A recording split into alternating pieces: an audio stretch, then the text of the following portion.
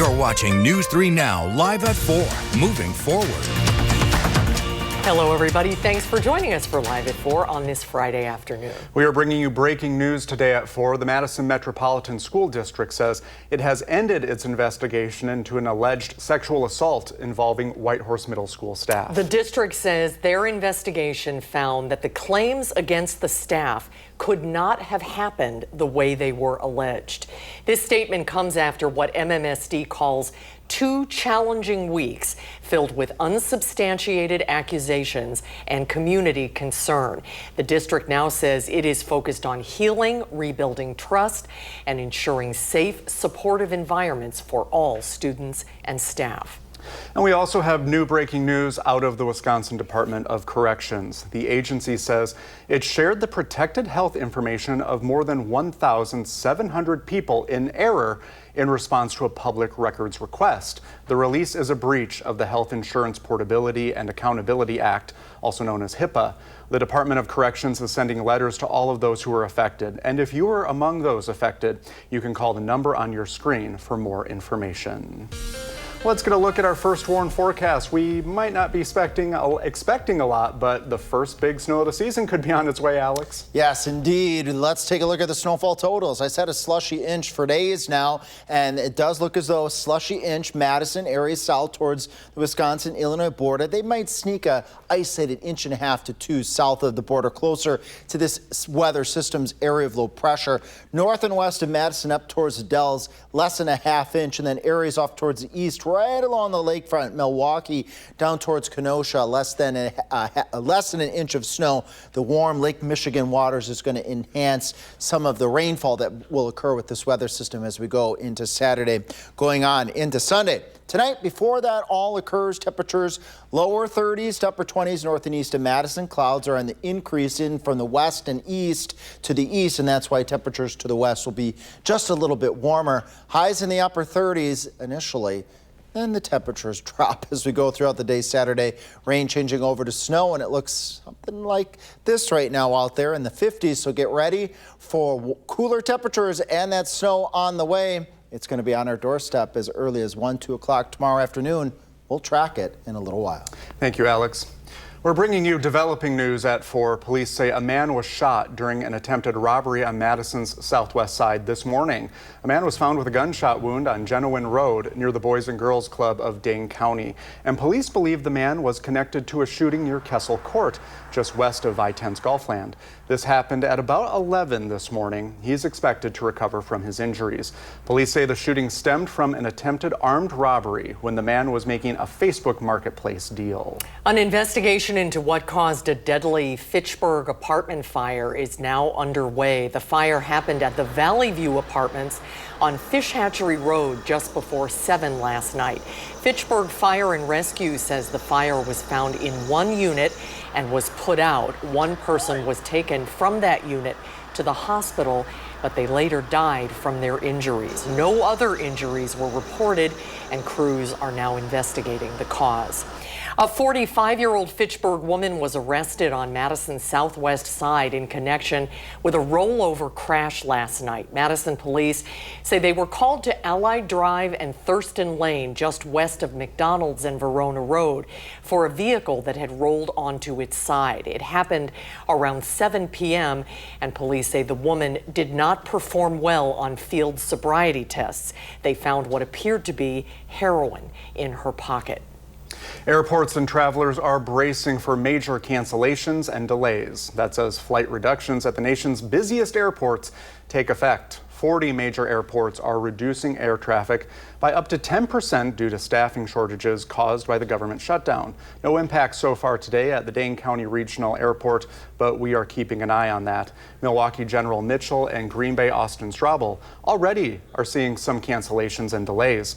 Airports nearby that will be directly affected by these cuts, and those include both Chicago O'Hare and Midway, along with Minneapolis and Detroit. O'Hare reports 88 canceled flights out of 2,600. Transportation Secretary Sean Duffy says this is meant to alleviate the pressures due to a surge in sick calls from air traffic controllers who are working without pay.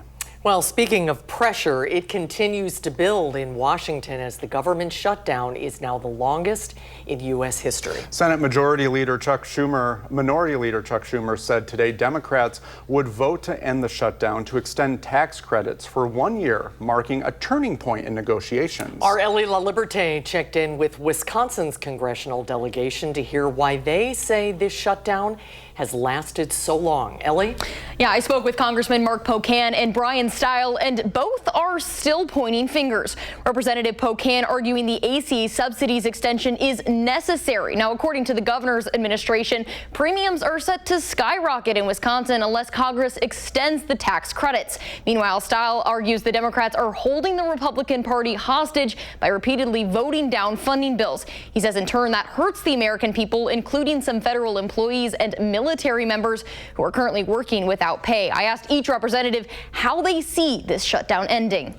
I think you'll actually see senators end their filibuster and come to the table. And then we should have, as many people want, self-included, the broader conversation about lowering the cost of healthcare. The reality is their artificial deadline of 7 weeks is almost done.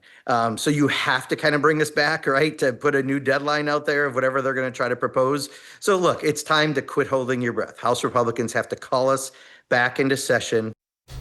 Now, Congressman Stile has proposed a bill that would stop lawmakers in Congress from getting paid during the shutdown.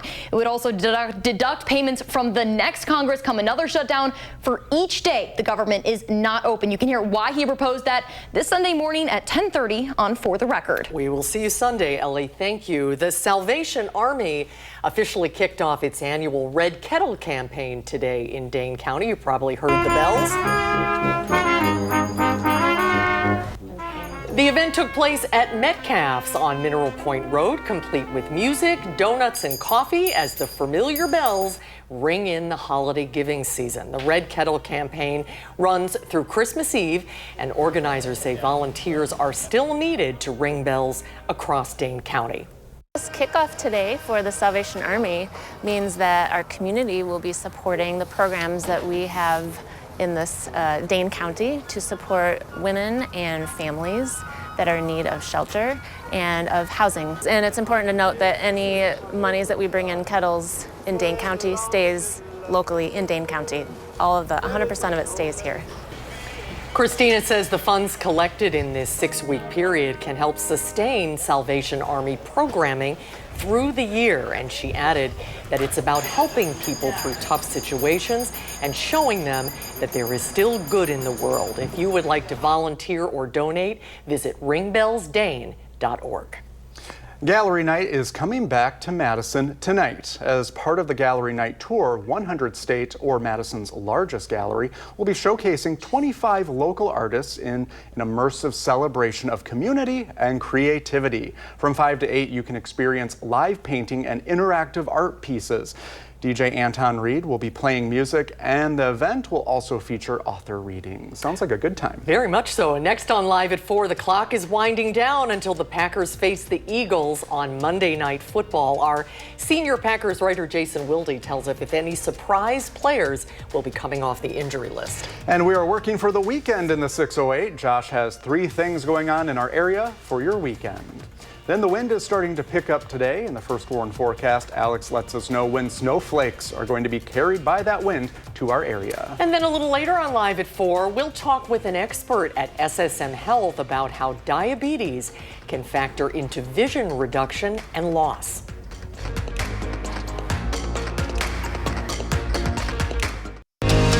You're watching News 3 Now, live at 4, moving forward. It's our favorite day on Live at 4. It's Friday! Right, Alex? Friday! There we go. We did it. And of course, that means we are working for the weekend in the 608. Josh Spreiter has the weekend planner for your family. We're into November now, and the holidays are right around the corner, if you can believe it. Here are your 3 things to do this weekend in the 608. First up, Saturday is the final Dane County Farmers Market on the Square for 2025. This producer-only market features vendors selling what they grow. So grab your family and friends to support these local makers and enjoy this Madison tradition one final time this year. Then stay tuned for the special holiday markets beginning later this month. And while you're downtown, the Winter Art Fair off the square returns to Monona Terrace for its 36th year. They are featuring more than 135 Wisconsin artists with pottery, paintings, jewelry, and glass. There's a silent auction Saturday and a young collector's corner where kids under 12 can shop. The fair runs Saturday 9 to 5 and Sunday 10 to 4. Admission is $5 and kids under 12 get in free. On-site parking is available for $5.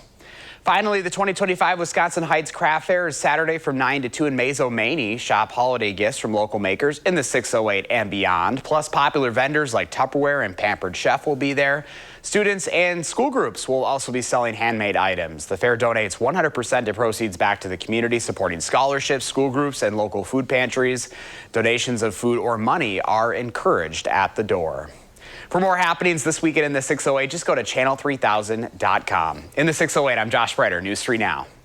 Thanks, Josh. Among those events that Josh mentioned, we have the Badger game and the Madison Marathon, hence why a lot of us are in red. But Alex has a winter palette because we are expecting some unsettled weather this weekend. He has his snow tie on. I have my snow tie on. I can fix it here now that I can see myself in front. Yes, I have my snow tie on. And if I had red on, it would be for alert days. We do not have alert day conditions in the forecast for Saturday, Sunday going on into Monday. That's actually a good thing because we don't want alert day conditions when we've got these activities going on. But nonetheless, a rain-snow mix pushing into southwest Wisconsin as early as 1 o'clock on Saturday. That all-important Badger game, we'll see that rain-snow mix changing over by the time we get to the end of the game to wet snowflakes, hanging on to a little bit of rain if you have traveled to the east and I-94 towards Milwaukee and Kenosha. The reason why those temperatures just above Lake Michigan are a little bit warmer, so that holds those surface temperatures near the ground up a little bit, keeps them in the form of rain just for a spell. And that's going to cut down a little bit of their snow accumulation. The rest of southern Wisconsin, we're all over light snow by the time we get to 10 o'clock at night, and then the snow will end as we're really right about the time of the start of the Madison Marathon. Maybe a few clouds left over, a few snow flurries and winds out of the north and out of the west that are going to usher in some chilly temps. I said 1 inch of snow, and I'm going to stick to that, all pun intended with the snow. Will stick a little bit on those grassy surfaces, maybe a ½ inch to 1 inch north and west towards the Dells, an isolated 1.5 inches south and east towards Janesville, little less along the lakefront again because of those warm Lake Michigan waters. Winds on Sunday morning, Madison Marathon roaring up there, gusting to 25 to 30 miles per hour. And we're going to do that again Monday morning at 7 a.m. for work and school. So get ready. It's going to be breezy Sunday going into Monday. What does that mean? The actual air temperatures will be in the 20s. This is what it feels like to your body, the upper teens to around 20 Sunday morning, even colder as we head into Monday morning in the lower teens waking up to. So you're going to definitely need to bundle up for work and school Monday morning. Tonight, 30s for low temperatures as clouds will be on the increase. Then we'll see those temperatures climbing up to around upper 30s to right around 40 degrees before they drop as we head later in the day as that rain changes over to that wet snow. Activities Saturday, Sunday, Monday, that Packers game, 7:15 p.m. It's going to be chilly. It's going to be in the 20s before we finally break free of the chill and back up to where we should be for this time of year the rest of next week. All right, Alex, thank you. And speaking of the Packer game, the Philadelphia Eagles, hate to remind you of this, beat the Packers twice last season on their way to winning the Super Bowl. This time the Packers are trying to flip the script. Despite a growing injury roster, senior Packers writer Jason Wilde shows us. Before the first game of a season, you'll often hear Matt LaFleur talk about unscouted looks, not knowing what to expect from the Packers' opponent because it's a new season and they've conjured up new plays and they have new players. Well, it's not the start of a new season on Monday night against the defending Super Bowl champs, the Philadelphia Eagles. The Packers know exactly who a lot of their players are and what the Eagles like to do. But the Eagles not only are coming off of a bye week, but they also added 3 players leading up to the trade deadline. Pass rusher Jalen Phillips, cornerback Michael Carter II, and another guy you might be familiar with, cornerback Jair Alexander, making 3 trades to augment their roster. That creates some challenges for the Packers' preparation. Yeah, I guess that's one of the things that it's tough to account for, and we just got to be ready to react. We'll see how the Packers handle those uncertainties on Monday night, and we'll have full coverage leading into the game on our website, channel3000.com. And while you're there, make sure you sign up for our newsletter, which delivers our Packers coverage directly to your inbox every single day. In Green Bay at Lambeau Field, Jason Wilde, channel3000.com. Jason's taking Alex's advice, bundling He's up. bundling up more and more each getting day. Prepared. Yeah.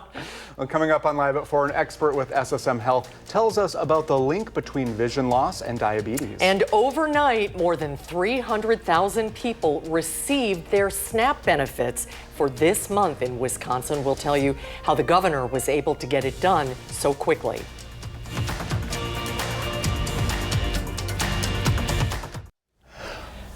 Oh, isn't that pretty? We're taking a live look at Grafton, Illinois, just north of St. Louis on the Mississippi. The weather there is about 70 and clear, and it's also where the Illinois River and the Mississippi meet, and bird lovers make their way there during the winter months, as the city is known as the winter home of the bald eagle. That is a beautiful shot. Look Like at the a postcard. colors. Yeah, it really looks that way. Well, picture those beautiful autumn leaves that you see in our background here. The reds, the oranges, and the yellows. And now imagine if you weren't able to see them. Yeah, that'd be pretty sad, and it's the reality for individuals with diabetic retinopathy. It's a complication of diabetes that affects the eyes and can lead to vision loss. Dr. Amal Kulkarni with SSM Health joins us now to talk about the condition and how to treat it. Thanks for being on with us today. Welcome, Doctor. Good to see you. Thank you. Thank you for having me on Channel 3 and to raise awareness about diabetes and diabetic retinopathy. Yeah, it is Diabetes Awareness Month, and all sorts of complications can come. So how does diabetes affect your eyes and your vision? So I have the model of the eye here, and you know what diabetes does is it affects these small blood vessels in the retina, which is the light sensing layer in the back of the eye. The central portion is called as the macula. And diabetes causes, from the high blood sugars, damage to these blood vessels. And then these blood vessels start leaking out fluid, and that causes swelling in the retina. We call that as a diabetic macular edema. And because of that, what you notice is like distortion in vision, blurriness in vision. You'll have difficulty reading. Your color perception might get affected. If this is not treated, these blood vessels get further clogged, and the circulation becomes poor in the back of the eye. And then abnormal blood vessels start developing. And these blood vessels bleed, and then you will notice like floaters, like blobs in your vision. Or if that is left unchecked too, then scar tissue can form, pulling on the retina, causing even a detached retina, and then you would notice like a curtain or a shadow and a loss of vision. If you have blurred vision or you see those floaters, how do you know when it's time to see the doctor? I think anytime you have any new onset floaters, lights flashing, loss of vision, distortion in vision, you should contact your eye doctor immediately and schedule an eye exam. Could that be an indication that you may have diabetes and not know it, or are they not necessarily connected?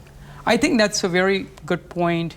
What happens is when somebody has diabetes for a prolonged time, that's when they develop changes from diabetic retinopathy. And in its early stages, it does not cause any symptoms. And so anytime when you notice these symptoms, you know, it's important to contact, especially when there is poor control of blood sugar for a long time. Also high blood pressure, cholesterol, that all contributes to all of this. These are the risk factors that causes these complications of diabetic retinopathy. And I interviewed one of your patients, I believe, for a story coming up next week. He had a treatment done. What is the treatment? It's very fascinating. So we are now very effectively able to treat various complications from diabetes. And it starts with having a dilated fundus exam, which means when you come to your eye doctor, you know, they give you eye drops which will dilate the pupil, and then we can examine carefully the back of the eye and see if there is any swelling, bleeding, changes from diabetes. In addition to that, as eye doctors and as a retina specialist, we do some cross-section scans of the retina. So that helps us detect the swelling in the retina, the diabetic macular edema. We take photos of the retina and also do a test called fluorescein angiogram, where we inject a vegetable dye through your vein, and then we study how the blood vessels are. And then based on all this testing, there are various treatment options. One of them being doing injections in the eyes. It sounds really awful to get a shot in the eye, but we do lots of numbing. It's very quick, takes me just few seconds. And we inject this medication in the middle cavity here, the vitreous cavity, and that reduces the swelling and helps improve the vision. Also, when the blood flow is affected, there is a laser treatment that we do as well. And so that's one of the treatment options as well. Of course, if it gets to that advanced stage where there's bleeding in the back of the eye or a detached retina from scar tissue, then as a retina surgeon, I get involved where we have to do a surgery called vitrectomy, where we remove all the blood, remove the scar tissue, get the retina reattached. But of course, we don't want to get to that stage. No. Well, thank you for sharing all this, and hopefully it helps people listen to their bodies on this this Diabetes Awareness Month. Dr. Kulkarni, thank you very much. Thank you for having me. And early detection is the key. And at SSM Health, together we care. So keep your blood sugars under control and stay on track. You know, T stands for taking your medications as prescribed by your doctor. R is to reach a healthy weight and maintain it. And, you know, A is to sort of add physical activity to your day-to-day activities. And C is to control your ABCs, your A1C, your blood sugars, your cholesterol. And K is kick that smoking habit if you're a smoker. Great advice. Thank you. Thank you, Dr. Kulkarni. Good to see you. You're watching News 3 Now, live at 4, moving forward. Welcome to Live at 4 today. Do you have your winter gear all ready for the weekend? It was so nice today, sunny and warm. It's hard to believe that there is snow on the way, but there is. Let's take a look outside today. This is one of our favorite views up State Street, right behind the Forward statue. And look at it, everybody's out and about, sunny and warm, but some changes are on the way. Some light snow soon. How soon, Alex? As soon as about 24 hours from now, that rain's going to be changing over to snow. Look, I've been saying really all week, so as Blaze, about an inch of slushy snow accumulation, especially from Madison area south towards the Wisconsin-Illinois state line, less than an inch to the north and west towards the Dells. So that's what we're up against here. It's not going to be a big snow. We're not expecting significant travel delays or issues. Nonetheless, it's still going to be the first snow of the fall going into the winter season. And this is what it will look like approximately 24 hours from now, 3:30 p.m. You folks know what important time that is. That's the kickoff for the Badger game. We've got that rain-snow mix in Madison, snow to the south and west, and rain to the south and east towards Janesville and over towards Lake Michigan. Speaking of rain showers, even though State Street looked dry at this point in time, there are some actual showers out there right now, but they're just south and east of State Street right now. They're down near the Stoughton area, over towards the Rutland area, over towards the Kegonsa area. And if we move off just to the north and west, if you're heading off to the west or plan to head off to the west along Highway 14, Cross Plains over towards Mesa, Maine, you've got a couple showers. This is along another cold front that's coming through southern Wisconsin, but it's going to be even colder as we go into Saturday, going on into Sunday. We'll have that snow. Wait to see how cold the wind chills are going to be as we head into Sunday morning for that Madison Marathon. I have that coming up. All right, Alex, thank you. Right now, a family in Windsor is searching for answers. A 26-year-old woman has died after being shot in Milwaukee on Tuesday. The family says Ariel Spillner was a pharmacy student and graduated from DeForest High School as a four-sport athlete. Tanisha Shaw is joining us today. And Tanisha, you spoke with her sister, correct? Yes, today I spoke to her sister. So this is Ariel Spillner, and I talked to Courtney Spillner today, and she had to make an unexpected trip to Milwaukee to pack her sister's apartment. The Milwaukee Police Department told me that 26-year-old Ariel Spillner died after being shot on Milwaukee's north side. Courtney spoke to her sister just hours before the incident. She said her sister was at a birthday party. Ariel is from DeForest, and she played soccer, basketball, cross country, and volleyball for DeForest High School. She went on to even play basketball in college, and then after that, she went to pharmacy school in Mequon. Now, the Spillner family is planning a funeral. I was kind of just numb to it all. I didn't believe it. And then upon hearing more and more details of everything, it set in that she's gone. My kids were so close with her. They love their Aunt TT, and telling them, it just breaks my heart. They're not taking it well. It's just been a really hard week for all of us. Yeah, the Milwaukee Police Department also told me that they arrested a 31-year-old at the scene Tuesday. The suspect is a woman, and they said she was also shot, but she is expected to survive. Now, we do not know her name or why she was shot, but I will have what we do know next at 5. We will see you at 5, Tanasia. Thank you.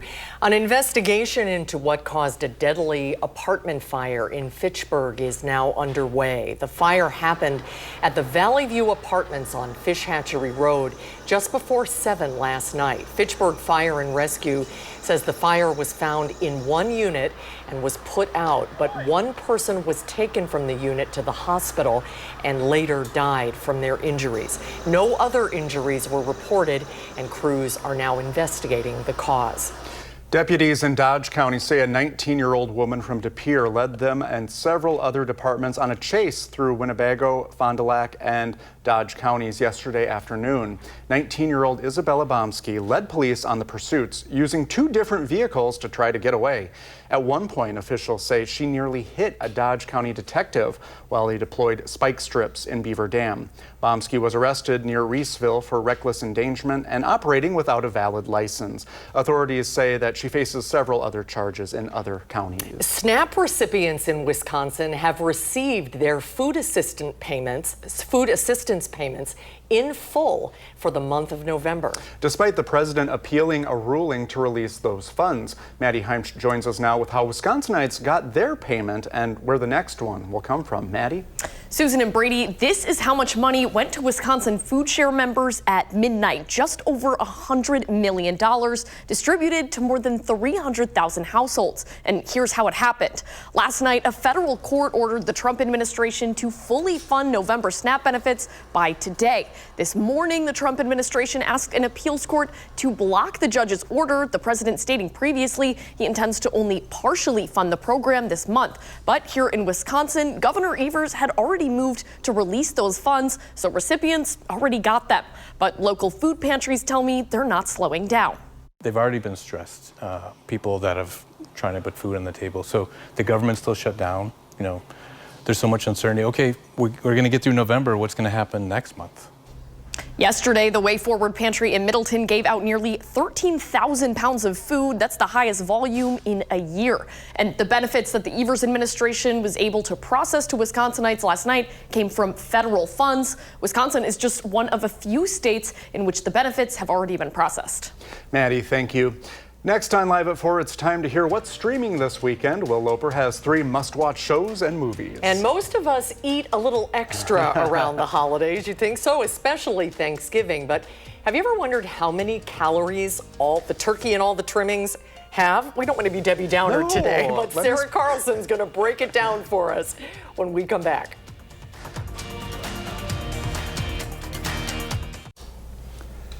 The numbers on Wall Street today, we are ending the week with mixed numbers. The Dow is up 75 points. The Nasdaq is down nearly 50. The S&P 500 is up 8. Well, now that the Halloween candy is all gone, we have another calorie killer holiday on the way. Sorry to be the bearers of bad news. So it turns out on Thanksgiving, one day, research shows many people eat enough for at least the 2 of us. Sarah Carlson joins us with more. Sarah? It's not bad news. Consumer Report says Americans take in 3,000 calories during their Thanksgiving meal and then make that about 4,500 for a lot of people with appetizers, seconds, and dessert.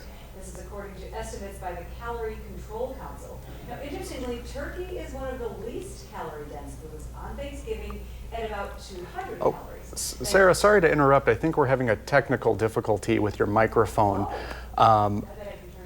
We'll let you turn that on. There you we go. can just watch the video of this delicious food. So now I'm talking. Can you hear me better? Yes, now we got you. Mic check.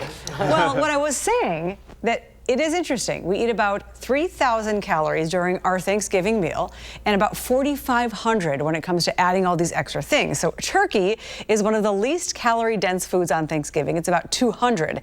However, this is Susan's favorite, a cup of stuffing. It's about 300, and then some sweet potato casserole, another 300, so you've got 600 calories. Then a slice of your favorite pie is about 500 or 600 calories because we don't make those slices small. The appetizers and desserts are big culprits, especially things like a cheese ball and crackers. That happens to be one of my favorites. You know, 1 tablespoon of butter is 100, by the way.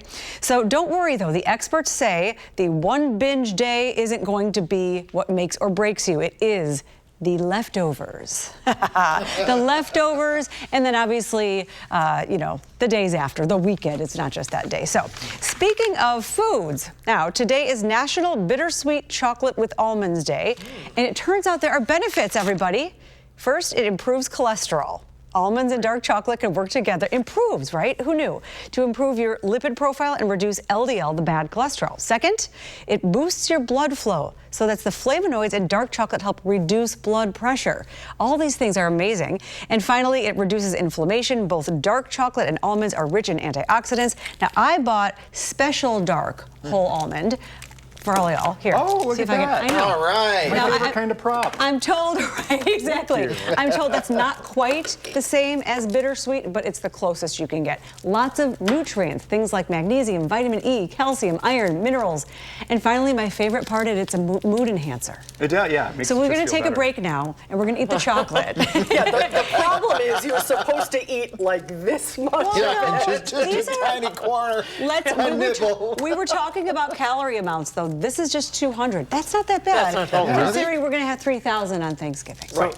Can you have this after? Will it cancel out all of the Thanksgiving dinners that you have? Let's just say yes. Yeah, because I'm a Minnesota Lutheran, and my people, we like to graze well after There the dinner you is go. served. Mm-hmm. And you graze well. And it's everything in moderation, so you can't feel guilty about it. No, exactly. You know, Especially just the one day, and then enjoy your Hershey's. All right, thank Only a couple you. days, You made my yes. day. Thank you very much for getting us this.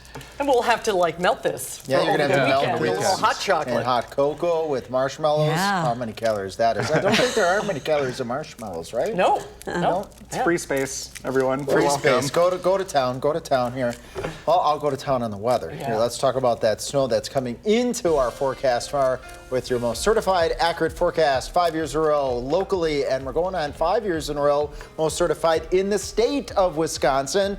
Well, let's take a peek here at that rain-snow mix entering southwest Wisconsin by the time we get to 1:30 on Saturday afternoon. There we go. Lone Rock, Bosqueville, Mineral Point areas up towards Prairie du Chien, the Platteville area. Then as we head towards the later afternoon hours, that rain, and we're getting an update here actually right now. We're getting an update with our most consistent weather model showing now as we get towards 6 o'clock here. I was wondering if this was going to update in real time.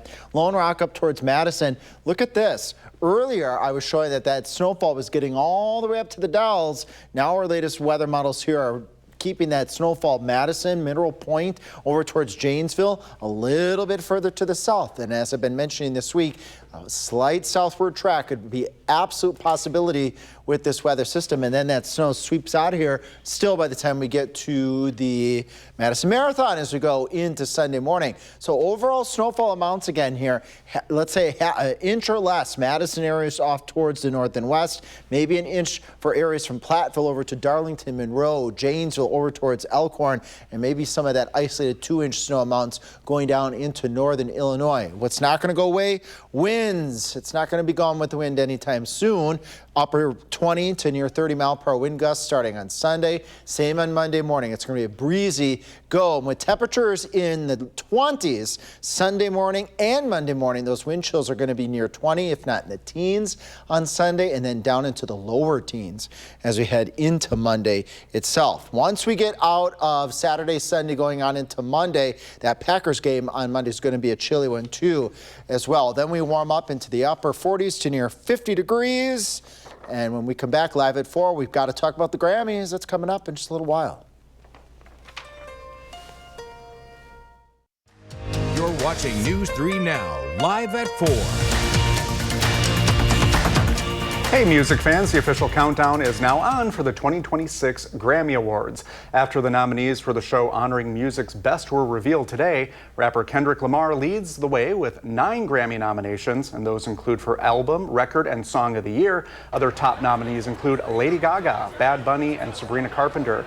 The Grammy winners will be announced during the live show in Los Angeles on February 1st, and you can watch that right here on News 3 Now.